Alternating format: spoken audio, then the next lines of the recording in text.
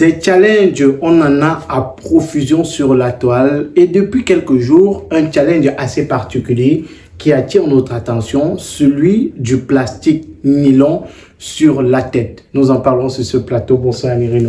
Bonsoir mon cher Magique, j'ai oublié mon plastique. J'ai oublié mon... Je ne sais pas, avec la pluie... Je peux vous prêter le mien. Avec la pluie... Parce que j'en ai toujours. Non, c'est mieux si vous prêtez. Non, je vais vous prêter le mien. Vas-y. Vous pouvez mettre... Je vais voir quoi ça ressemble. Je vais voir quoi ça ressemble. Oui, non, je ne vais pas le faire. Je ne vais pas. Je ne vais pas entrer dans ce challenge. Il va voir, c'est à moi de le faire. Non, essayez. Ben, Anirino, il y a ce challenge-là sur la toile. On voit des gens avec des nylons comme ça. Voilà, des gens qui se filment et qui mettent sur les réseaux sociaux. Oui. Ça fait office de challenge. Oui. Les Camerounais, depuis quelque temps, sont fans des challenges. Il suffit de rien du tout pour qu'on se retrouve dans les challenges, parfois les plus drôles. Je voulais utiliser des mots beaucoup plus durs, mais en fait, c'est drôle. Mais, sauf que là, maintenant, par rapport à ce challenge-là, il s'agit quand même du chef de l'État. Et ça devient autre chose, ça devient différent. Parce que le chef de l'État s'est retrouvé sous la pluie, comme beaucoup d'autres personnalités qui étaient présentes à la cérémonie d'ouverture des Jeux Olympiques Paris 2024, justement. Et cette légère pluie qui s'est abattue sur Paris, malgré le fait que à Paris, la saison soit plutôt à l'été, qu'on soit plutôt dans une saison estivale, et qu'il y ait cette pluie, heureusement, pas une forte pluie, mais quand même une pluie légère. Si nous étions en pays bantou, en pays africain, on aurait parlé de bénédiction pour justement cette occasion. Beaucoup de personnes y voient plutôt autre chose, peut-être la colère des dieux qui s'est abattue sur Paris à cause des scènes que nous avons déjà décrites. Bon, mais voilà, c'était une fine pluie, pas rien de grave. Et donc, du coup, l'astuce était, puisque les personnalités étaient voilà, dans une situation de plein air, dans l'air libre, puisqu'il n'y avait pas de bâche, il n'y avait pas de tente, il n'était pas dans des bâtiments, je ne sais pas trop, il fallait peut-être trouver une parade rapide là, et les parapluies c'était un peu compliqué, et donc chacun avait son manteau. C'est une espèce de manteau improvisé que chacun a eu, ces papiers plastiques, nylon, comme on dit vulgairement au quartier, chacun s'est revêtu de sa tunique nylon pour éviter d'être trempé. La première dame à côté du chef d'État n'était pas dans cette posture-là. Elle ne s'est pas accommodée de ce plastique-là. Donc, du coup, le chef d'État était dans cette posture, tout comme le président de la FIFA, Gianni Infantino, tout comme le roi d'Espagne, je crois que c'est Felipe, le roi Felipe, et beaucoup d'autres personnalités qui étaient sous la pluie et qui ont dû se revêtir de ces tuniques-là en plastique. Et au Cameroun, et même en dehors du Cameroun, parce que beaucoup de Camerounais de la diaspora et sur le plan local se sont prêtés à ce challenge-là, à ce jeu-là. Chacun y va de sa photo, chacun se filme, chacun avec des papiers nylon, des papiers plastiques sur la tête pour essayer un tout petit peu de ressembler le plus fidèlement possible à ce que nous avons vu à l'image, avec notamment le chef d'État à son essence pour lui. Bon, voilà, c'est drôle, mais quelque part c'est aussi triste. Pourquoi triste, Anirino? Vous savez, ce type de situation, ce type d'images ne sont pas forcément des images qui vont valoriser le pays ou valoriser le chef de l'État. Ce n'est pas des situations confortables dans lesquelles on souhaiterait voir notre chef de l'État, notre président, et ça relève de ce qu'on pourrait qualifier d'insolite. C'est-à-dire que la cérémonie s'est bien passée avec toutes les chorégraphies, toutes les parades et tout ce que vous voulez. Et le côté insolite, justement, de cette cérémonie des Jeux Olympiques, de cette cérémonie d'ouverture des Jeux Olympiques, il y a justement cette photo-là et ces photos-là qui ont circulé sur la toile. Avec des personnalités couvertes de plastique nylon. Non, et du coup, beaucoup de personnes se demandent est-ce que Emmanuel Macron a invité le chef de l'État camerounais et beaucoup d'autres aussi pour les humilier, entre guillemets. Bon, alors, on ne peut pas dire aussi que Emmanuel Macron avait prévu que la pluie devait tomber et que ces gens se retrouveraient dans cette situation, surtout que ce n'est pas seulement le chef d'État camerounais qui s'est retrouvé dans cette posture. Taban. Bienvenue chez Taban, un monde où la sécurité des personnes et des biens est notre priorité. Taban est une entreprise qui met à votre disposition du matériel de pointe pour sécuriser vos espaces. Nous vous proposons des solutions de sécurité de tout genre, vidéosurveillance, contrôle d'accès, alarme intrusion, lecteur d'empreintes et bien d'autres. Avec Taban, vous pouvez dire adieu au risque d'incendie. Nous mettons à votre disposition des alarmes incendie, des extincteurs et nous élaborons pour vous des plans de sécurité incendie. Taban vous offre aussi une garantie sur tout son matériel et grâce à notre équipe d'ingénieurs et techniciens, nous assurons la maintenance et l'entretien de vos installations. Contactez-nous dès maintenant au plus 237 696 63 35 91 ou via notre site web www.taban-groupe.com. Avec Taban, vous pouvez dormir tranquille. Vous et vos biens êtes en sécurité.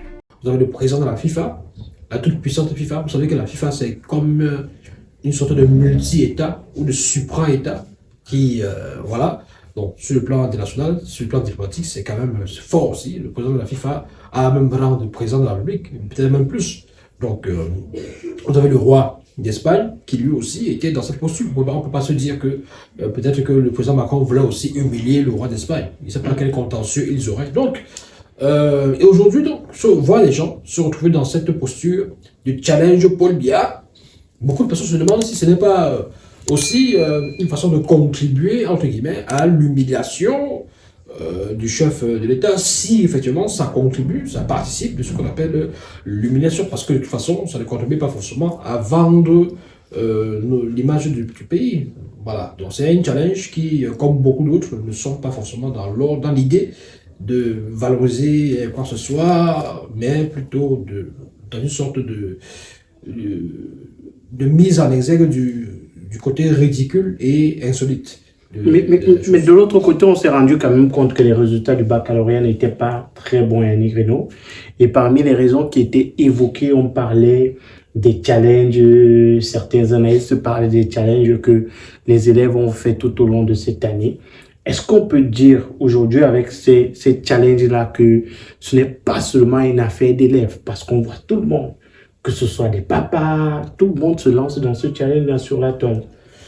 Oui, il faut dire qu'il y a aussi eu des challenges par rapport à des problèmes qui minent notre société, à des fléaux comme, par exemple, les poubelles, les ordures, l'insalubrité. On a parfois incité les Camerounais à faire dans le balance ton ordure, balance tes ordures, tout ce genre-là, et beaucoup d'autres challenges. Bon, oui, sauf que c'est un peu différent. Là, à ce niveau, oui, c'est beaucoup plus de personnes matures, des personnes adultes, qui d'ailleurs prennent sur elles le courage de faire ce challenge, de jouer au jeu de ce challenge-là qui a été lancé, je ne sais pas à qui, sur la toile, mais c'est quelque chose de beaucoup plus drôle, parce que là nous sommes dans le fun. Bon, le fun, le drôle, tout ça, même si ça contribue à un peu ridiculiser celui qui fait l'objet de ce challenge-là. Bon, maintenant, pour les challenges auxquels vous faites allusion, notamment durant l'année scolaire, là il s'agit des élèves qui n'ont pas d'autres activités, qui n'ont pas d'autre choix que de notamment s'intéresser à leur cahier et à leur livre. C'est-à-dire qu'en réalité, c'est ça qu'on attend des élèves. Vous avez des élèves et puis le téléphone qui, pour eux, devrait être un outil de recherche, un outil d'approfondissement des recherches et même d'élargissement des cours qu'ils reçoivent à l'école, devient un objet beaucoup plus ludique. Or, ça peut être dans le didactique. C'est-à-dire qu'un téléphone portable que vous avez aujourd'hui peut vous produire non seulement beaucoup d'argent, mais peut aussi vous donner la connaissance ultime. C'est-à-dire qu'avec un téléphone portable aujourd'hui, vous avez la connexion, vous êtes vraiment un védard. Contrairement à nous autres qui avons eu le bac en 2002, mon bac est vieux de 22 ans. À l'époque, on n'avait pas ça. On n'avait pas de téléphone portable, on n'avait pas de téléphone Android. Sinon, j'aurais eu peut-être une meilleure moyenne que j'ai eu à l'époque. Ou peut-être vous auriez été un star de TikTok.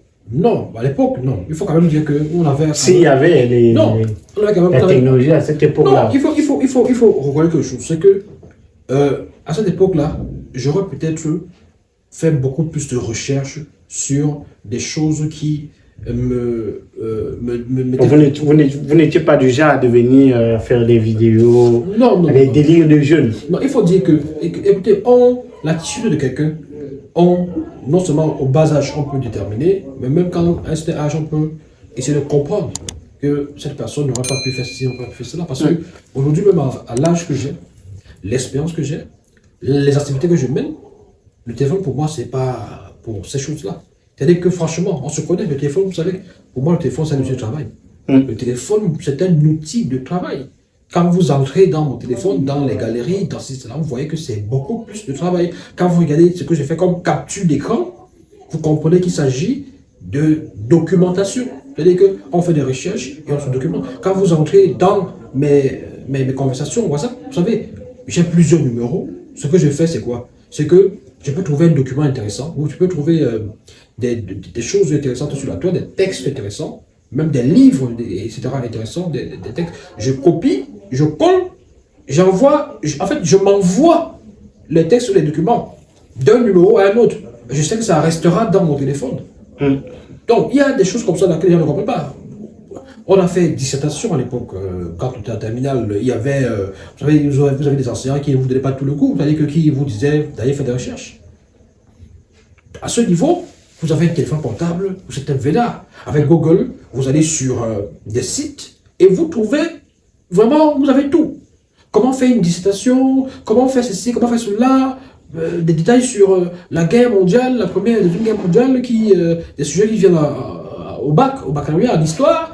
Vous avez tout, la géographie, vous pouvez avoir tout là. C'est-à-dire que aujourd'hui, en réalité, l'élève doit être une source complémentaire, de complémentarité, si vous voulez, pour l'enseignant. C'est-à-dire qu'aujourd'hui, en 2024, l'élève doit être capable de venir en classe et dire à l'enseignant, monsieur, selon mes recherches, j'ai trouvé ceci, j'ai trouvé cela. Et là-bas, on dit que, oui, par rapport à ce que vous dites là, il y a aussi ça, il y a aussi ça. Et l'enseignant va comprendre que l'enfant s'y travaille, l'enfant s'y fait des recherches. Donc aujourd'hui, on voit des enfants aller faire un challenge Zoukmiel par exemple. Je suis Zoukmiel. Je continue à dire c'est un challenge débile et stupide. Parce que c'est un challenge qui manque d'intelligence, mon cher magique, qui manque de sens et d'intelligence. Donc parce que des filles se lèvent, peut-être parce que leur corps l'allégrette, leur mamelle l'allégrette, il faut absolument les exhiber. Non, il faut dire la vérité, parce que quand on regarde la vidéo, ce qu'elles disent et ce qu'elles font, la gestuelle et l'apparence, il y a des décalages. Vous comprenez que cette vidéo, pour elles, en fait, c'était juste l'occasion d'exhiber leur apparence, leur physique. Parce que quand vous voyez des élèves qui... Elles disent qu'elles sont belles. Écoutez, quand vous voyez des élèves, des lycéennes, qui choisissent de se déboutonner légèrement et de faire des vidéos où non seulement elles sont mises en exergue sur le plan de la coiffure, elles sont arrangées, elles ont mis un petit maquillage, elles ont mis des rouges à lèvres et consorts, et elles viennent devant une caméra, elles balancent leurs fesses, elles balancent leur poitrine, et tout ça est visible. C'est-à-dire que vous observez, vous regardez, vous dites, mais c'est pas possible ça. Vous avez des jeunes filles comme ça, de terminale ou de première, je ne sais plus trop, qui exhibent le truc, et vous, quand vous regardez la vidéo, vous voyez les choses qui s'affichent, et elles vous disent, je suis Zoukmiel, je pique ton mec. C'est quoi l'objet? C'est quoi l'intérêt pour une fille qui est au lycée de venir nous faire une vidéo où elles disent aux autres filles, aux autres femmes qui regardent la vidéo qu'elles sont tellement belles, donc elles sont Zoukmiel et elles piquent le mec. On aurait compris. Les challenges que nous conseillons aux jeunes aujourd'hui. Je suis ingénieur. Je suis inventeur. Quand vous me regardez là, je peux inventer, je peux fabriquer un téléphone portable avec pas grand chose. Il suffit que l'État me donne les moyens, vous allez voir. Je suis médecin, je peux guérir ceci, je peux guérir cela, je peux vous faire une fois. On veut voir des gens qui sont dans la créativité, dans pas des challenges au pôle Bia, pas des challenges et tout. Ça n'apporte pas grand-chose, ça fait rire, ça fait rigoler. Bon, c'est dommage quand même que beaucoup de personnes, même parmi les plus respectueuses, bon, moi j'ai dit tout à l'heure que c'était un challenge beaucoup plus fun, c'est drôle, c'est pour, voilà, c'est pour amuser la galerie, peut-être, vous savez, la caricature fait aussi partie du quotidien. Big up Agnam Popoli. Voilà, la caricature et tout ce que vous voulez, ça fait partie également intégrante de du fonctionnement du monde, de la société, et même de la culture de façon générale. Parce qu'on ne vit pas sans ça. Et c'est important souvent, peut-être le challenge existe peut-être pour essayer d'attirer l'attention sur le fait que de ce côté-là, on n'a pas pris des dispositions pour pouvoir justement pallier à cette éventualité-là. Donc, moi, je pense que ce challenge devrait être interprété sous ce prisme-là. Parce que quand on... Mais non, sous le prisme de la moquerie. Bon, la moquerie, ça c'est autre chose. Donc, ça nous épargnerait. Il faut que les enfants arrêtent de faire des... Merci, Yannick Reno. Oui. Quand quelqu'un fait le challenge, je suis Zourmiel. Yannick Reno. Merci. Quel est le rapport avec la beauté physique? Quel est le rapport entre Zourmiel et je pique ton mec? Elle est Zourmiel. Quel est le rapport entre Zourmiel et je pique ton mec? Donc, comme elle est Zourmiel, elle peut piquer ton mec. Zourmiel, c'est quoi? C'est la beauté. Sur les réseaux sociaux, c'est ça, Yannick Reno. Ce sont quelqu'un qui a inventé ça. Oui, oui. En fait, c'est comme ça. Zourmiel, c'est un style musical, je rappelle. Les réseaux sociaux, le DICO, le dictionnaire des réseaux sociaux peut être différent. Je suis pas comme ça veut dire que je suis beau, je suis élégant. Merci, Yannick Reno. Je suis asiko, je suis non. Merci, Yannick Reno. Zourmiel, c'est du zouk sensuel, du zouk collé serré, du zouk vraiment cadencé. Merci, Yannick Reno. Voilà. Merci à tous. N'hésitez surtout pas à liker la vidéo. Surtout si vous êtes Zourmiel. N'hésitez pas à commenter pour donner vos propres avis. Abonnez-vous, cliquez sur la cloche de notification si vous êtes nouveau et on se donne rendez-vous très bientôt. Au revoir.